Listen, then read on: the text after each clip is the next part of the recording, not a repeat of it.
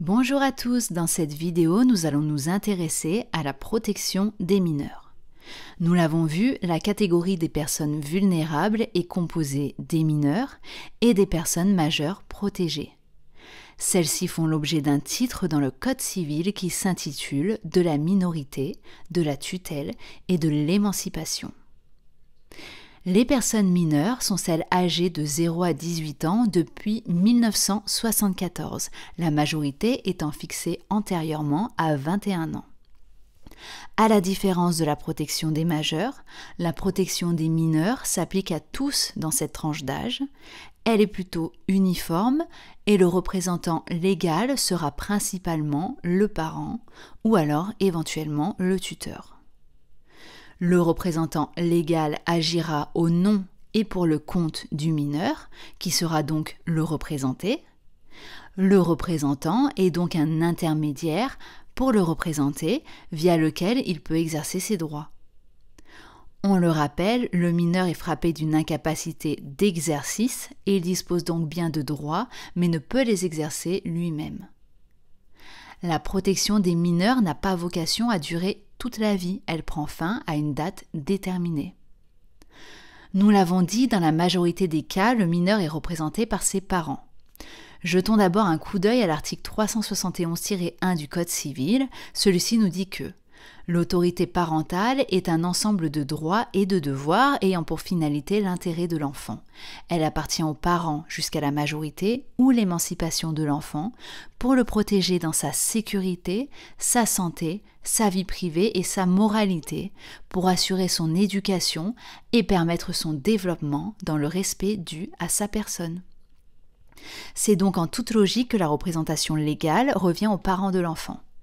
C'est à la notion d'administration légale qu'il faut s'intéresser. L'article 382 du Code civil dispose que l'administration légale appartient aux parents. Si l'autorité parentale est exercée en commun par les deux parents, chacun d'entre eux est administrateur légal. Dans les autres cas, l'administration légale appartient à celui des parents qui exerce l'autorité parentale. Cependant, cela ne signifie pas que le parent disposant de l'administration légale puisse exercer tous les actes possibles et imaginables sur les biens du mineur. Nous l'avons vu dans la vidéo sur l'introduction à la protection des personnes, les actes font l'objet d'une classification selon leur gravité. Pour rappel, on trouve des actes d'administration, des actes conservatoires et des actes de disposition, ces derniers étant les plus graves.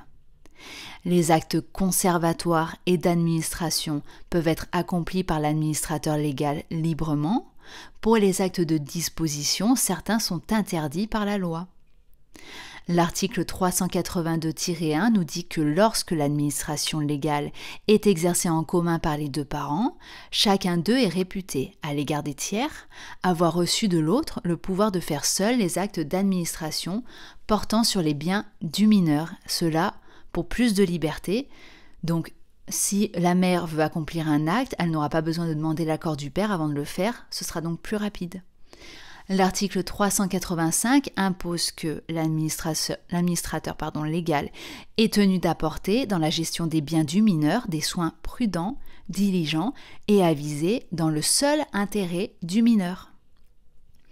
L'article suivant, le 386, complète ainsi: l'administrateur légal est responsable de tout dommage résultant d'une faute quelconque qu'il commet dans la gestion des biens du mineur. L'article 387-1 liste des actes dont la gravité justifie l'autorisation préalable du juge pour leur accomplissement, tels que la vente d'un immeuble ou d'un fonds de commerce appartenant au mineur, contracter un emprunt au nom du mineur ou l'achat par l'administrateur légal d'un bien du mineur. L'article 387-2 va plus loin, l'administrateur légal ne peut, même avec une autorisation, 1. Aliéner gratuitement les biens ou les droits du mineur, 2. Acquérir d'un tiers un droit ou une créance contre le mineur, 3. Exercer le commerce ou une profession libérale au nom du mineur, et 4. Transférer dans un patrimoine fiduciaire les biens ou les droits du mineur. Il n'y a pas que des désavantages, puisque l'article 386-1 nous dit que la jouissance légale est attachée à l'administration légale. Celle-ci cesse aux 16 ans de l'enfant, voire plus tôt si l'enfant contracte mariage. La jouissance légale permet à l'administrateur légal d'utiliser les biens du mineur et d'en percevoir ses fruits. Si les parents sont décédés ou défaillants, l'administration légale ne peut être exercée par l'un d'eux. Il faudra donc mettre en place une tutelle. L'article 390 nous dit que la tutelle s'ouvre lorsque le père et la mère sont tous deux décédés ou se trouvent privés de l'exercice de l'autorité parentale. Elle s'ouvre aussi à l'égard d'un enfant dont la filiation n'est pas légalement établie. Il n'est pas dérogé aux lois particulières qui régissent le service de l'aide sociale à l'enfance. Elle peut également être ouverte en cas de cause grave. L'article 396 précise également que toute charge tutélaire peut être retirée en raison de l'inaptitude, de la négligence, de l'inconduite ou de la fraude de celui à qui elle a été confiée. Il en est de même lorsqu'un litige ou une contradiction d'intérêt empêche le titulaire de la charge de l'exercer dans l'intérêt du mineur. Il peut être procédé au remplacement de toute personne à qui une charge tutélaire a été confiée en cas de changement important dans sa situation, par exemple un tuteur qui déménagerait.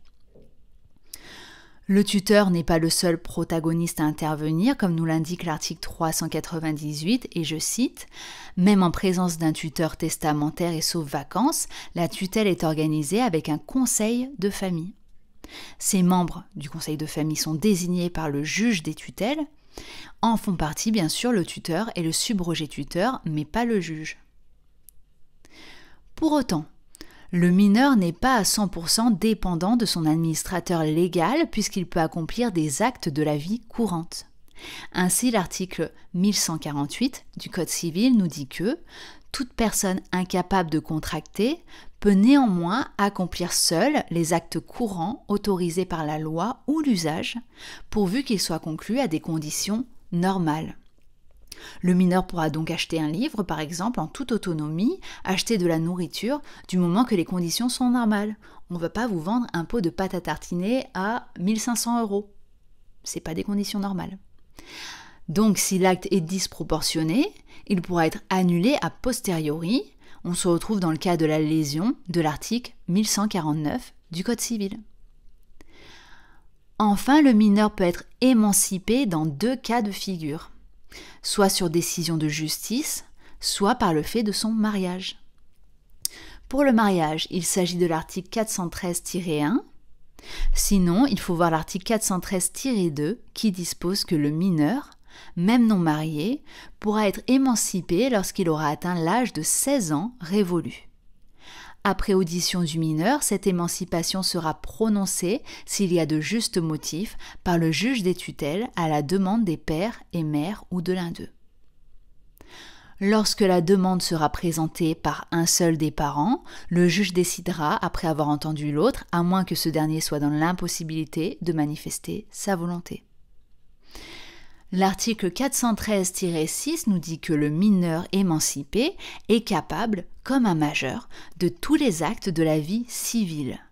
Il doit néanmoins, pour se marier ou se donner en adoption, observer les mêmes règles que s'il n'était point émancipé. L'article 413-7 du Code civil précise enfin que le mineur émancipé cesse d'être sous l'autorité de ses pères et mères. Voilà, j'espère que cette vidéo vous aura aidé. Je vous invite à la liker, à vous abonner pour plus de contenu sur le droit et la fac de droit en général. Bonne journée, bonne révision et bon partiel.